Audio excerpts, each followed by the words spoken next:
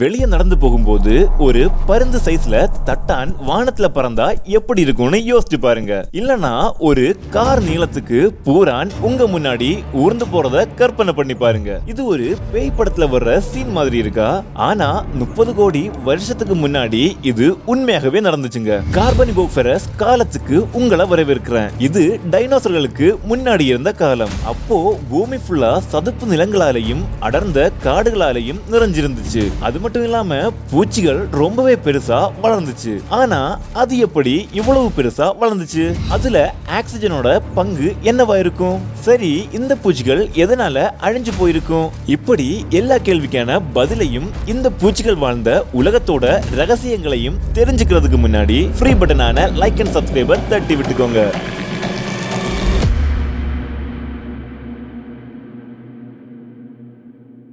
கார்பனிஃபரஸ் காலம் பூமியோட வரலாற்றிலேயே ரொம்ப பெரிய மாற்றங்கள் நடந்த காலங்கள்ல ஒண்ணு. பேஞ்சியா அப்படின்னு ஒரு பெரிய கண்டம் உருவாக ஆரம்பிச்சது. அடர்ந்த காடுகள், ஈரப்பதமான சூழ்நிலை, இது எல்லாம் ரொம்ப பெரிய பூச்சிகள் உருவாகிறதுக்கு ஏத்த மாதிரி இருந்துச்சு. அதுங்க வெறும் பெருசா மட்டும் இல்லாம சில நேரம் பயமுறுத்துற மாதிரியும் இருந்துச்சு. வானத்தை பாருங்க, அங்க மெகானியூரா பறக்குது. இது ஒரு பெரிய தட்டான் பூச்சி மாதிரி இருந்தாலும் 75 சென்டிமீட்டர் வரைக்கும் பெரிய இறக்கைகளை கொண்டிருந்தது. இது பார்க்கிறதுக்கு ஒரு பருந்து அளவுக்கு இருக்கும்.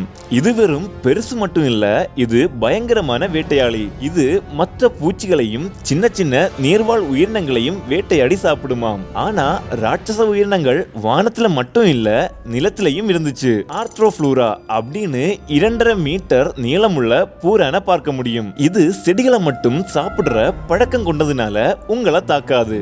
ஆனா கார் சைஸ்ல ஒரு பூச்சி உங்க பக்கத்துல ஊர்ந்து போனா எப்படி இருக்கும்? சதுப்பு நிலங்கள்ல பல்மோனோஸ்கார்பியஸ் அப்படின்னு ஒரு பெரிய தேள் இருந்துச்சு. இதோட நீளம் 70 சென்டிமீட்டர், அதாவது 28 இன்ச். அது மட்டும் இல்ல, கரப்பான் பூச்சிகள் 10 சென்டிமீட்டர் வரைக்கும் வளர்ந்துச்சு. அப்போ இருந்த மேஃப்ளைஸ் 45 சென்டிமீட்டர் வரைக்குமே இறக்கை விரிவை கொண்டிருந்தன. அந்த காலகட்டத்தை பூச்சிகள் மட்டும்தான் ஆட்சி செஞ்சது. ஆனா இவைகள் ஏன் இவ்வளவு பெருசா வளர்ந்துச்சு? நீங்க கார்போனிஃபரஸ் காலத்துல இருக்கிறதா கற்பனை பண்ணி பாருங்க. நீங்க ரொம்ப எனர்ஜியோட ஃபீல் பண்ணுவீங்க. வேகமா ஓடலாம், இல்ல நல்லா சுவாசிக்கலாம். ஏன் தெரியுமா? ஏன்னா அந்த காலத்துல ஆக்சிஜன் அளவு 35% அதிகமாக இருந்தது. ஆனா இப்போ அந்த ஆக்சிஜனோட அளவு 21% தான் காணப்படுது. மனிதர்கள மாதிரி பூச்சிகள் நுரையீரல்களை வச்சு சுவாசிக்கிறது கிடையாது. அதுங்க சின்ன குழாய்கள் மூலமா ஆக்சிஜனை நேரடியா உடம்புக்குள்ள எடுத்துக்கும். ஆக்சிஜன் அதிகமா இருந்தா அதோட உடம்பு அதிகமா வளர முடியும். ஆனா சயின்டிஸ்ட் சொல்ற இன்னொரு மர்மமான காரணம் என்னன்னா, பூச்சிகள் ரொம்பவே பெருசா வளர வேண்டிய கட்டாயத்துல இருந்ததாம். ரொம்ப அதிகமான ஆக்சிஜன் விஷமாகவும் இருக்கலாம். அது கணுக்காலிகள் மற்றும் செல்களை தாக்கி உயிரினங்களை டேமேஜ் பண்ணும். அதனால பூச்சிகள் பெருசா வளர்ந்தது.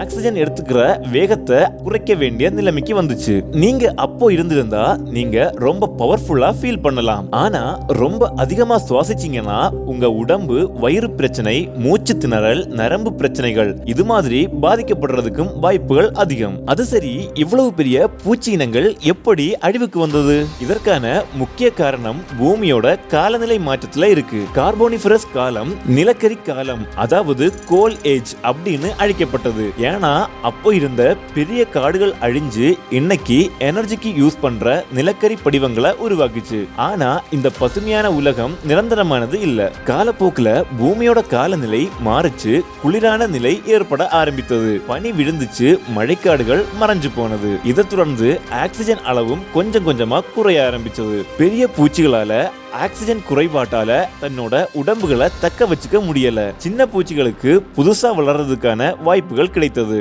அது மட்டும் இல்லாம ஆரம்பகால ஊர்வன, அதாவது ஏர்லி ரெப்டைல்ஸ் பூமியில வந்தது. இவைகள் பூச்சிகள் வாழ்றதுக்கு இன்னும் கஷ்டமான சூழ்நிலையை உருவாக்கியது. ஆக இந்த பிரம்மாண்டமான பூச்சிகளோட ஆட்சி இப்படிதான் கொஞ்சம் கொஞ்சமா முடிவுக்கு வந்தது. இப்படிதான் பூமி மாறிக்கிட்டே வந்துச்சு. கார்பனிஃபரஸ் காலத்துக்கு அப்புறம் பெர்மியன் காலம் ஆரம்பமானது. பூமியில ஊர்வன வளர ஆரம்பிச்சது. ஆனா அடுத்து என்ன நடந்துச்சு? மற்ற உயிரினங்கள் எப்படி முன்னேறிச்சு? உலகம் மறுபடியும் எப்படி மாறுச்சு?